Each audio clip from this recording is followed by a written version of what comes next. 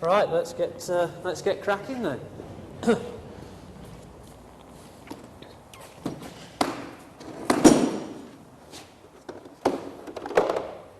So we've got the extension cable with the circuit breaker.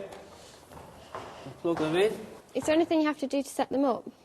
Well, do you have to change the tension on them, or how do you know that they're right? Once you've got your tension set, right, you shouldn't really keep changing it, because once the clippers of the blades have blended to the tension you require, and that should be it really. You don't want to keep changing the tension, I don't think anyway. I think sometimes it changes the way that the clippers work.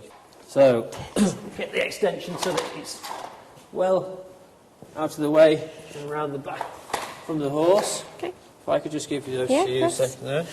I shall move him over. Go on, fella.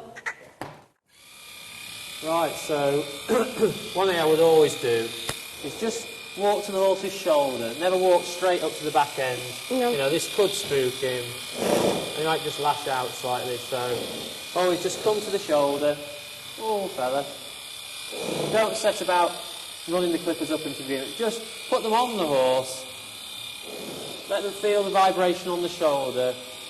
You're in the most less dangerous place here than that end. Yeah. So just relax the horse to the clippers first of all.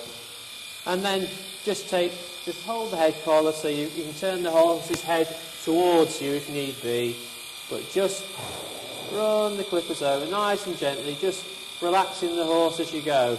And it's important as well, whilst you're clipping, you know, this is a high quality piece of machinery, let it do the work. Yeah.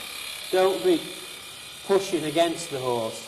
That's where you get all the lines and irritation from the clippers. Just let the clippers do the work. You've got new blades on, got a good high quality pair of clippers. Just there. Just let the clippers do the work. Just run the clippers over the horse.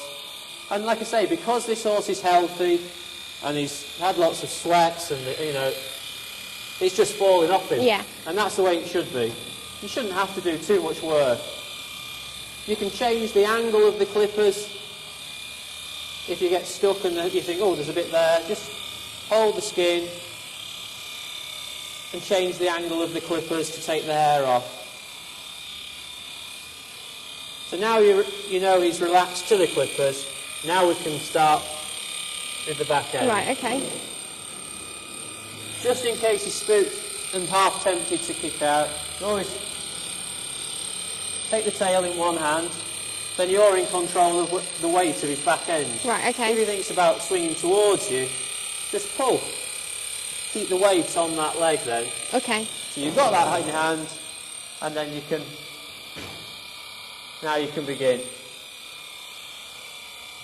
Again, there you go. I mean, on the back end, you are going to have to keep changing the angles of the clippers like that. There, that's it, just to clip across it slightly, because you're going to get the grease build up on the back end. That's inevitable. Yeah. No matter how well you brush the horse or wash the horse, he's always going to have grease build up there. All right. Right. Fancy having a go? Yeah, I'll give it a go. Okay. So just talk to him as you walk into him. Switch them on now, so you're not switching them on right at him. That's it. Then keep your hand on him. So I just talk to him. Good boy. That's it. And just let the clippers do the work. Don't rush each stroke. Just go through it as it feels like it's coming off. You need to oil the clippers now. Right, okay. Just to keep them lubricated as we're going along. Just run the oil on the sides of the works there. Yeah. Across the blade. Yeah. I would start them up just to let the clipper oil run into the blades there. One thing they don't always tell you to do is to rub the oil, but I always just rub the oil again afterwards. Then you haven't got too much grease going into the flare before you start clipping again. Right, okay. So is there anything else I have to check whilst I'm clipping away? Well, I mean, if the blade's getting too hot, then it's obviously something to do with the tension. Check your air vents firstly. Yeah. They should be all right. I mean, we have only been clipping a short time now. Okay. But it could be your tension.